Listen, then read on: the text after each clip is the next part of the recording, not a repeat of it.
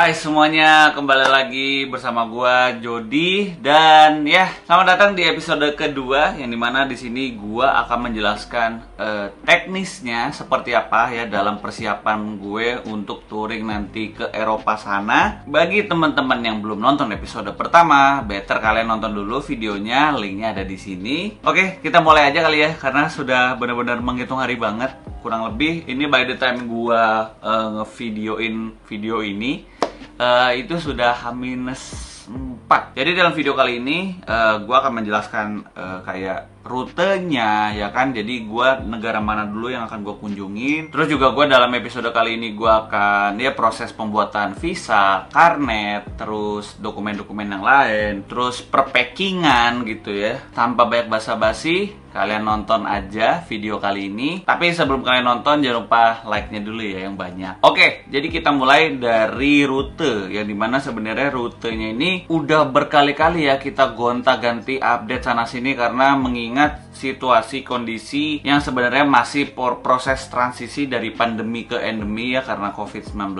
Jadi cerita sedikit guys, pertama kali kita mau touring itu untuk menuju ke Eropa itu sebenarnya tujuan utamanya itu adalah kita mau ke London atau United Kingdom ya, UK. Jadi itu adalah negara akhir atau negara tujuan yang dimana finishnya nanti kita akan di situ. Terus kita startnya dari Indonesia, riding, ujung-ujungnya London gitu tadinya. Ya sebenarnya juga mirip-mirip perjalanannya kayak ada biker senior juga, yaitu Om Stepan Langintan. Halo Om, apa kabar? Karena kita juga menonton juga kontennya beliau. Jadi kurang lebihnya seperti itu guys. Tadinya mau begitu, cuman karena mengingat kondisi COVID segala macam, ada yang kita update. Ya jadinya banyak perubahan sih yang dimana kita menyesuaikan peraturan ya tiap negaranya. Ada yang masih close border, ada yang sudah open border, masih simpang siur lah untuk informasinya itu. Sampai pada akhirnya kita putuskan yang benar-benar paling efisien ya, karena mengingat kondisi seperti ini. Jadi untuk motor kita kirim ya, jadi motor kita kirim ke London. Habis itu dari London startnya dari situ untuk ngelilingin Eropa. Yang pasti sih kita untuk Eropa sendiri kita menghindari Eropa Timur karena you know lah ya lagi ada krisis gitu kan di sono ya soal negara R dan negara U gitu kan. Jadi dan mungkin ini gua akan jelasin secara sekilas aja ya, nggak akan gua gamblangin full gitu kan untuk rutenya. Jadi untuk buat gambaran kalian kita rutenya seperti apa, kurang lebih nanti rutenya seperti ini. Kalian bisa lihat aja sendiri itu gambarnya. Jadi kita startnya dari London terus ke atas, habis itu ke bawah, habis itu nyebrang, terus balik lagi di London. Dan sebagian besar negara-negara yang kita lalui itu adalah negara-negara Eropa yang memang cukup terkenal gitu dan cukup besar juga. Jadi harapannya sih bisa ke cover semua, walaupun memang nggak bisa kita maksimalin secara menyeluruh ya, karena memang kita menyesuaikan dengan kondisi yang ada. Kita tuh touring sebenarnya proses transisi dari pandemi ke endemi satu, terus yang kedua lagi ada perang cuy, mohon maaf nih. Jadi semuanya harus diatur-atur karena juga demi kebaikan bangsa dan negara juga, maksudnya kita gitu kan, karena ini juga kita pertama kali. So paling seperti itu untuk masalah rute. Lalu setelah dari sini gue berencana untuk pengurusan karnet. Ya kalian akan nonton klipnya soal karnet karena kita memang bener-bener datengin langsung kantornya. Yaitu kan kalau karnet itu yang ngurus itu adalah IMI, Ikatan Motor Indonesia. Jadi kita harus datang ke sana untuk pengurusan karnet. Dan ya enjoy the video guys. Selamat pagi. Pagi luar biasa. Jadi kebiasaan. Gua bersama teman gua Abi ini kita berencana untuk mengurus data karnet, dokumen karnet yang dimana nanti karnet ini berfungsi sebagai apa ya, bisa dibilang surat jalan ya, paspor untuk kendaraan kita lebih tepatnya sih. Nah prosesnya apa aja nanti pokoknya ikutin terus. Yang jelas kita tadi itu sudah menyiapkan kayak fotokopian paspor, terus BPKB, STNK, faktur dari masing-masing kendaraan kita. Lalu ada form-form dokumen juga yang perlu dilengkapi sebenarnya juga. Ya tonton terus karena kita juga ini pertama kali, nggak tahu gimana ngurusnya, apakah cepat, lama, gimana. Udahlah. Bismillahirrahmanirrahim. Ya. Semoga lancar. Masalahnya apa ya? Kita bener-bener pengalamannya nol banget nih, nol besar. Jadi ya udahlah. Karena kenikmatannya itu sebenarnya kan journey-nya. Perjalanannya. Perjalanannya. Oke guys, sudah sampai. Jadi ini lokasinya ada di Gelora Bung Karno, GBK. Ya, kantornya di sana. STC. Iya. Oh, bukan di sini ya? Bukan sini. Kalau di sini buat pengurus. STC Senayan itu ya? Family Mart atasnya. Kamu mau sama ini ada? Oh ya udah. Oh, ya udah deh. Oke. Di sana apa om? Buat Karnet. Oh, karnet kan udah mau touring. Iya. Mas bisa keluar. Ya, makanya mau coba. Oh, iya. Moga lancar, Mas. Turns out ternyata nggak di sini. Yang namanya STC, ternyata yang di STC. Ya itulah pokoknya ya. Pokoknya di atasnya Family Mart katanya. Ya ini pengurus pusat Ikatan Motor Indonesia. Oke. Oke. OTW STC Senayan. Oke guys, sudah sampai. Gue berasa di Eropa kalau jalan begini. Iyalah, Ya nggak sih? Udah ngebayangin ya. nggak apa-apa. Atas itu sih katanya. Atasnya Iya, Family Mart kan? Oh ya. Oh ya, Mas. Enggak, wilayahnya KTP-nya Oh, Jakarta. Jakarta. Oh, mau berangkat kemana? Jadi kita rencananya tadinya kan mau dari sini sampai Selatan Bu. Cuman begitu kita observasi ke beberapa embassy juga, Asianya cross border.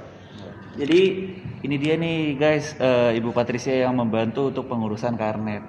Halo Ibu. Nanti masuk di YouTube. Udah banyak di YouTube mana-mana dia. Iya sih sebenarnya pasti sama Mas Mario sama ini. Udah gitu kan mulai dari hal-hal yang kita dari embassy dulu nih. Satu, dua, tiga. Iya Ibu Patricia, terima kasih banyak. Mas ya. Dokumennya di push ya. Amin, Amin, ya, Bu. amin. Dan semoga aman ya, lancar ya. Wah, oke. Sekarang kita ngurusin apa? Yang lain lagi. Oke guys, hari ini tanggal 24 Februari. Kebetulan gua mau ngurus visa UK. Jadi ya semoga lancar. Ngurus visanya di Kuningan City.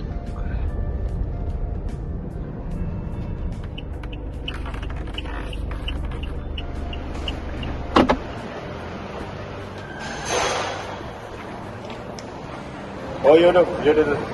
Oke, kita sudah kelar ngurusin visa. Gue ke situ nggak apa-apa sekalian aja. Sudah ketemu sama Bapak B juga. Tadi udah ngurusin.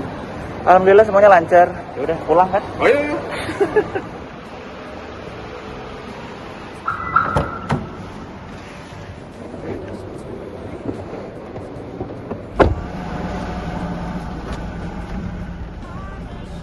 Oke, sekarang kita mau OTW pulang untuk nyiapin yang lainnya. Alhamdulillah tadi visa semua lancar.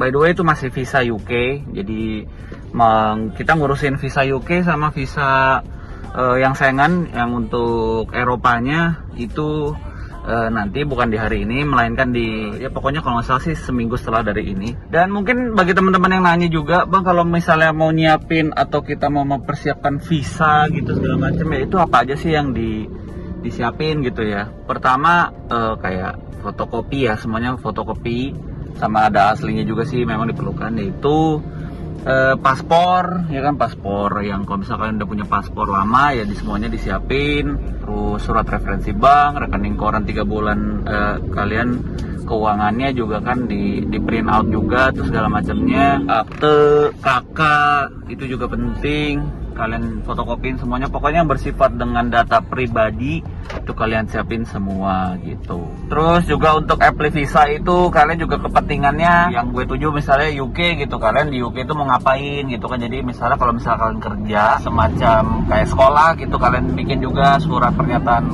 kalau kalian sekolah gitu kan ya. Pokoknya semua kepentingan kalian itu kalau misalnya kalian mengurus visa ya sebenarnya tinggal dijabarin aja sih kepentingannya apa, entah itu pendidikan, entah itu kerja, entah itu liburan. Jadi kita memang udah prepare kayak 2 bulan sebelumnya itu kita udah ngurusin segala macamnya, jadi memang biar enak gitu loh guys. Jadi nggak ada yang diburu-buru karena target kita nanti berangkat itu kan setelah Mandalika. Dan setelah mengurus visa ini, gue berencana untuk servis motor kesayangan gue yang nanti akan dipakai touring, yaitu si Naomi alias Kawasaki ZX25R. So, habis ini langsung cus ke bengkel.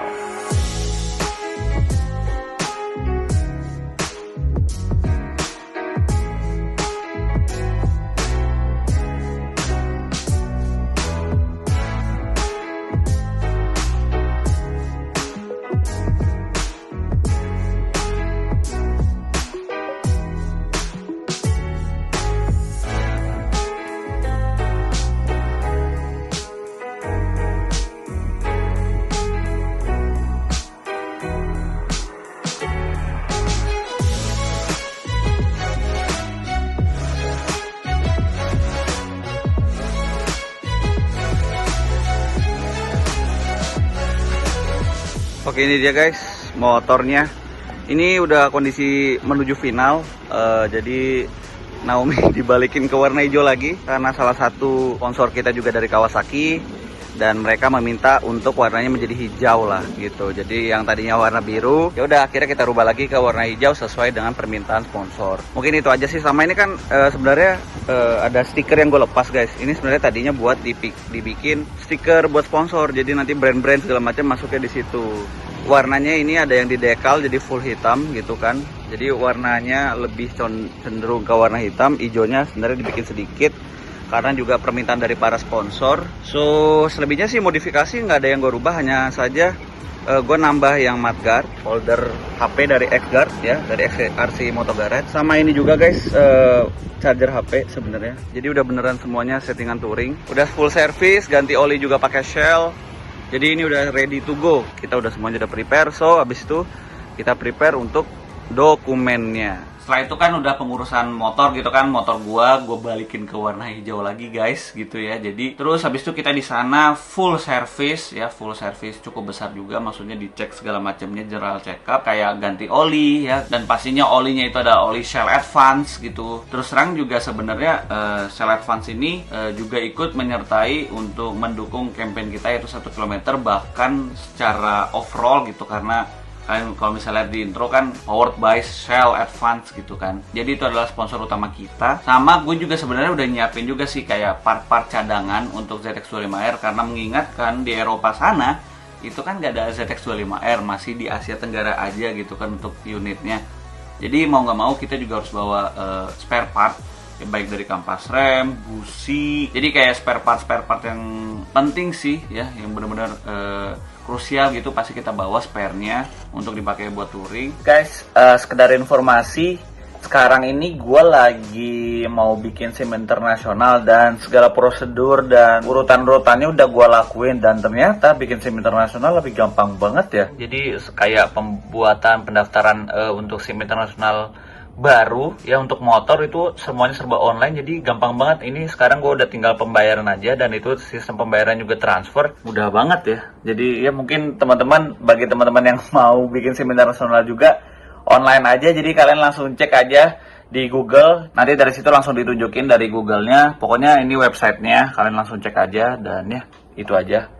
Wow, gampang banget SIM internasional ternyata online. Nah, di sini kita kebetulan lagi meeting bareng sama tim dari ACT, yaitu Aksi Cepat Tanggap, yang dimana mereka ini adalah bagian dari charity juga yang akan membantu kita guys dalam penanganan penggalangan dananya untuk charity kita yang dalam membuat sekolah itu. Jadi lagi membahas teknisnya sekaligus pengambilan dokumentasi juga. Campaign utama kita ini kan adalah 1 km yang dimana pengen fokus untuk charity soal membuat sekolah. Jadi bagi teman-teman yang kepo soal charity-nya dan ingin langsung donasi dalam penggalangan dana pembuatan sekolah ini, kalian bisa langsung cek aja, linknya ada di deskripsi video ya. Ya guys, sekarang kita lagi pengambilan video untuk promosi ya? Ya, media digital. Media digital bersama Aksi Cepat Tanggap. Behind the scene. Gue sebenarnya memang fokus di manage di channelnya jadi Motovlog HD sama. Oke. Lurus nih. Ya, hari ini berarti kita udah minus 14 hari, 2 minggu lah. Overall sih semuanya udah disiapin ya. Visa, karnet, perlengkapan buat kita berangkat, ada campingnya juga kan. Camping kit, toolkit. Camping kit, toolkit. Oh ya, beli peralatan buat belinya juga ya. Buat beli, buat masak. Makin kesini makin takut ninggalin anak istri. Kalau gue lebih ke keluarga aja sih. Iyalah, nyokap. Dan ini juga sebenarnya fair-fairan juga ya, project terbesar juga sih jatuhnya dalam umur gua gitu. Banyak kan ya, pokoknya banyak yang terlibat juga, pihak-pihak yang terkait untuk kita jalan ini gitu. Tanggung jawabnya men lebih ke sana sih. Tapi nggak apa-apa lah, kayak gini-gini jadi pembelajaran kan. Iya. Kita nol, bener-bener nol. Kita berangkat dari nol. Tapi perlu sih shout out kepada mentor kita ya, Bapak Mario Airot. Bukan Mario Teguh ya. Sama-sama Mario.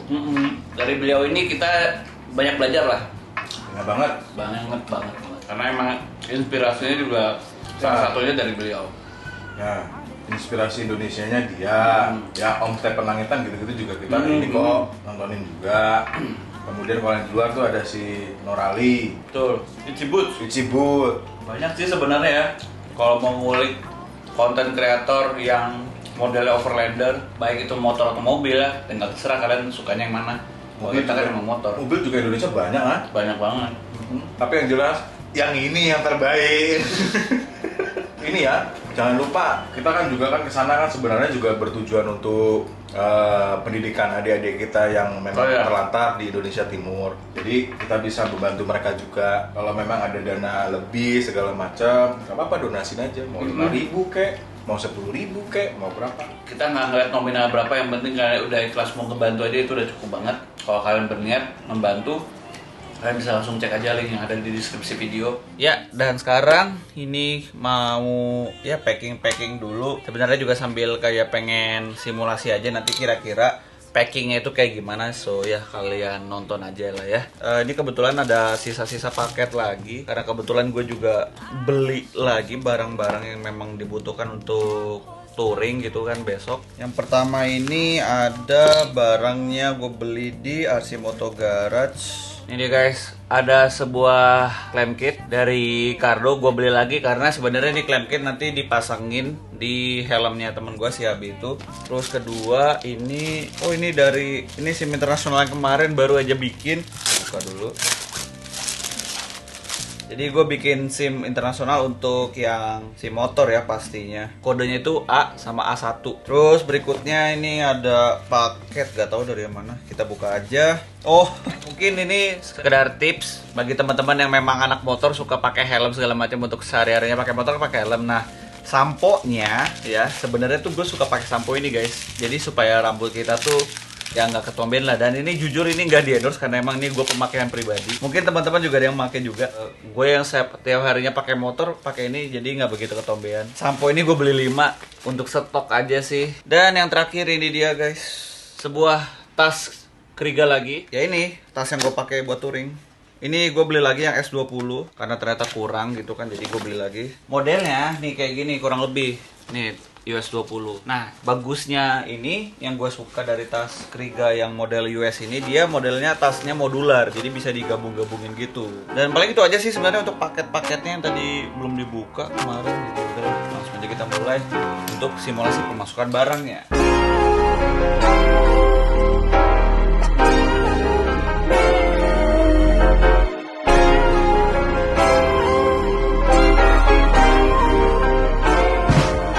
Tapi ya yang namanya kita udah berusaha sekuat tenaga gitu kan, ada aja sih masalah yang memang nggak gue ekspektasikan untuk muncul gitu. Karena masalah yang gue alamin sekarang itu sebenarnya krusial banget guys, karena menyangkut soal dokumen. Nah, dokumen apa sih ini yang bermasalah? Karnet. Oke guys, ya sayang banget kita dapet pengumuman yang nggak enak. Jadinya kita nggak pakai motor sendiri ya, Nggak pakai. iya, Parah banget, aduh. padahal sebenarnya kita juga udah ancang-ancang dari jauh-jauh hari Februari ya. Awal banget. Awal banget lah. Karena sebenarnya aturannya itu kan cuma 2 minggu maksimal kan udah jadi dokumen karnet tepasan duanya.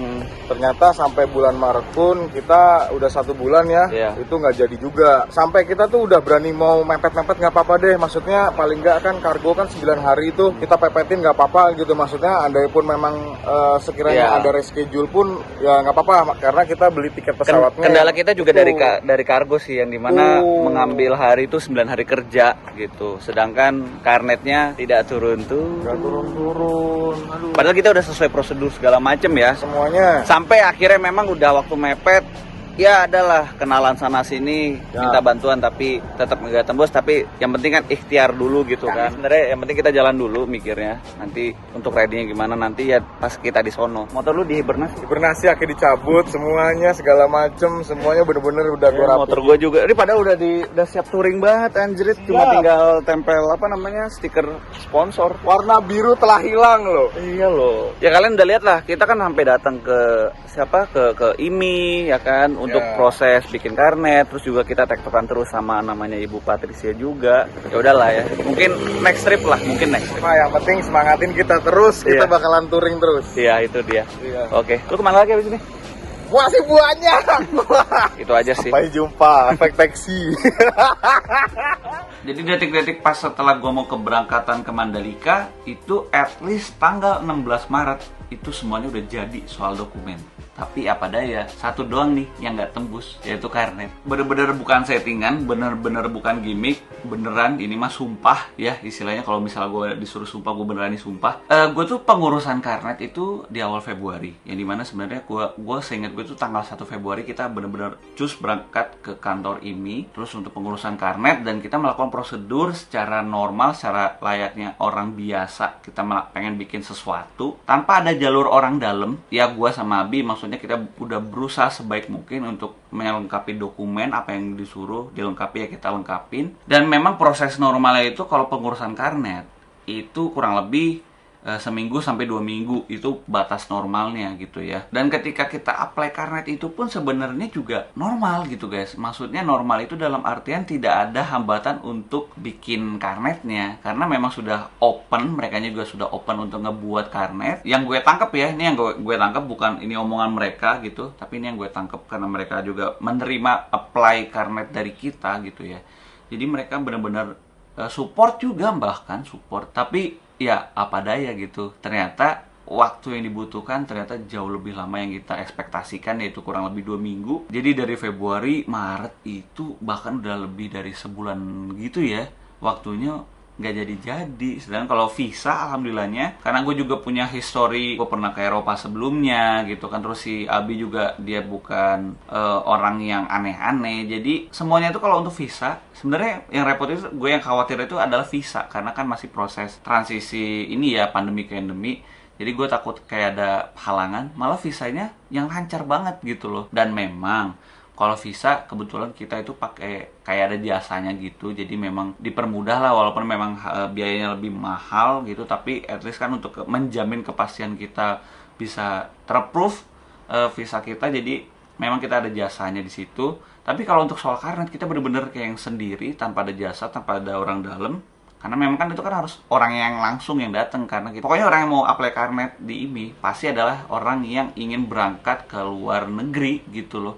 Entah itu pakai motor, entah itu pakai mobil. Jadi motor yang udah disiapin itu gak bisa berangkat gitu. Karena sejatinya juga kita tuh sebenarnya udah tektokan juga sama kargo pesawat. Ya, jadi soal kargo itu kurang lebih itu proses kerjanya dari mulai crating gitu kan, dimasukin box gitu soalnya kan motornya.